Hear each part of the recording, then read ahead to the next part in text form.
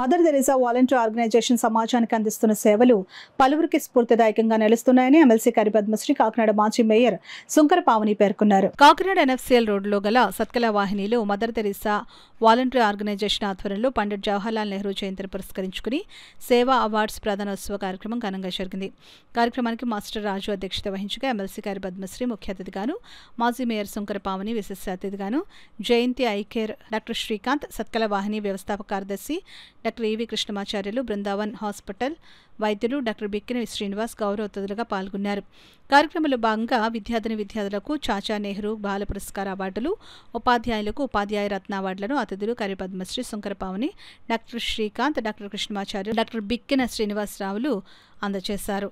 ఈ కార్యక్రమంలో చింతలపూడి శ్రీనివాస్, డాక్టర్ గరికెపర్తి నమశివాయ, నాగమణి దంపతులు, సత్యానందం, దుర్గా సూర్యరావు, కొండపల్లి సత్యనారాయణ, విద్యార్థులు, ఉపాధ్యాయులు, చిన్నారులు, వారి తల్లిదండ్రులు పాల్గొన్నారు. మన భూతల్లిని కూడా ఎప్పుడు కూడా మనం గుర్తు చేసుకోవాలి. అలాగే పిల్లల్లో కూడా ఎప్పుడు కూడా మనం ఒక మంచి ఇన్స్పిరేషన్ సంబంధించిన కథలు చెప్పాలి. మరి ఇప్పుడు తల్లిదండ్రులు చెప్తారు లేదైతే తెలియదు కానండి, నేనైతే చిన్నప్పటి నుంచి కూడా అమ్మమ్మ తాతయ్య గారి దగ్గర మంచి మంచి కథలు రోజు వింటూ పెరిగాం. సో దాని ద్వారా ఏం జరుగుతుంది అనుకుంటున్నారు? ఇండియన్ అంటే మనకి కల్చర్ అన్నది, అంటే సభ్యత సంస్కారం అన్నది పిల్లల్లో నేర్చుకోవడం జరుగుతుంది. సో ఈ రోజు ఏంటంటే మనకి విత్ టైం టెక్నాలజీ పెరగడంతో పాటు పేరెంట్స్ అన్నది టైం కేటాయించలేకపోతున్నారు పిల్లలకి. సో దానికోసం నేనైతే మాత్రం ఇది నెగిటివ్గానే చెప్తున్నాను. అందరూ కూడా దయచేసి పిల్లలతో మమేకం అవి వాళ్ళకి మనం సమయం ఇవ్వగలగాలి. లేదంటే వాళ్ళకి మనకి మధ్యలో ఉన్న బాండింగ్ అన్నది లోపించిపోయింది ఈ రోజుల్లో. సో అవన్నీ కూడా పక్కన పెట్టి వాళ్ళతో పాటు ఇలాంటి కార్యక్రమాల్లో పార్టిసిపేట్ చేసి ముందుకు రావాల్సిందిగా అటువంటి అవకాశం ఈరోజు ఒక పదవి చేస్తే ఇలాంటి కార్యక్రమాల్లో పాల్గొనే అవకాశం రావడం చాలా సంతోషంగా అనిపిస్తూ ఉంటుంది.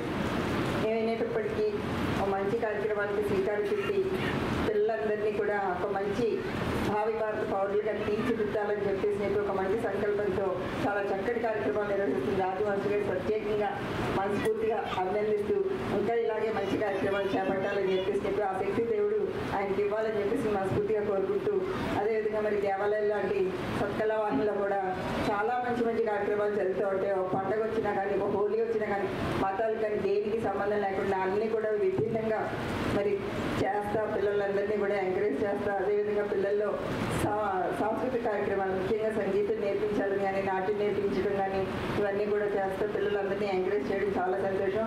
వాళ్ళిద్దరు కూడా ఎప్పుడు ఆరోగ్యంగా ఉండాలి, వాళ్ళకి ఆసక్తి దేవుడు ఇవ్వాలని చెప్పేసి మనస్ఫూర్తిగా కోరుతూ ఒక మంచి ఈవెంట్స్ తోటి మరి వెళ్తున్నామండి. ప్రతి ఏడాది కూడా అబ్దుల్ కలాం గారి జయంతి, స్వామి వివేకానంద జయంతి, అలాగే సర్వేపల్లి రాధాకృష్ణ జయంతి, అలాగే బాలల దినోత్సవం ఏడాది పొడుగునా కూడా ఈ 4 కార్యక్రమాలు చేస్తున్నాం. దట్టు మన పోలీస్ అమరవీర దినోత్సవం కూడా చాలా గ్రాండ్గా కూడా చేయడం జరిగిందండి. ఈ 5 ఈవెంట్లు కూడా ప్రతి ఇయర్ కూడా చేస్తున్నాం కాబట్టి ఈ 5 ఈవెంట్లు కూడా మరి రీసెంట్గానే మదర్ తెరీసా వాలంటీర్ ఆర్గనైజేషన్లో మనం అబ్దుల్ కలాం గారు జయంతి చేయడం జరిగిందండి.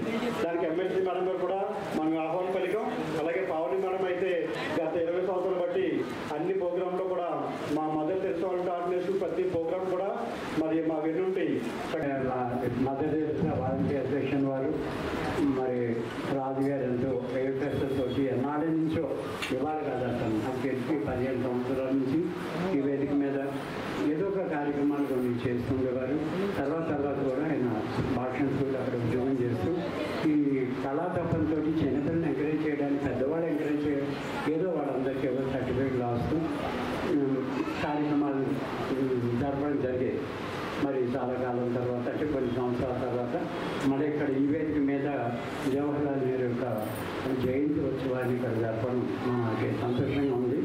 దాని వెంటనే నేను మరొక సొసైటీ సొసైటీ ఆఫ్ ఇండియాని అద్దెకి రాజగారి నిర్వహణ జరుగుతున్న ఒక వినూత్న కార్యక్రమం జస్టిఫీస్లా ఆయన చేస్తున్న సాహసము 10 మందికి ఎంకరేజ్ చేయాలి జిల్లాలో, రాష్ట్రాల్లో అని చెప్పి హైదరాబాద్ దాకా కార్యక్రమాన్ని పట్టుకెళ్తూ కాకినాడ అదే కాకుండా కళాకారుల పేరు ప్రఖ్యాతులు మరింత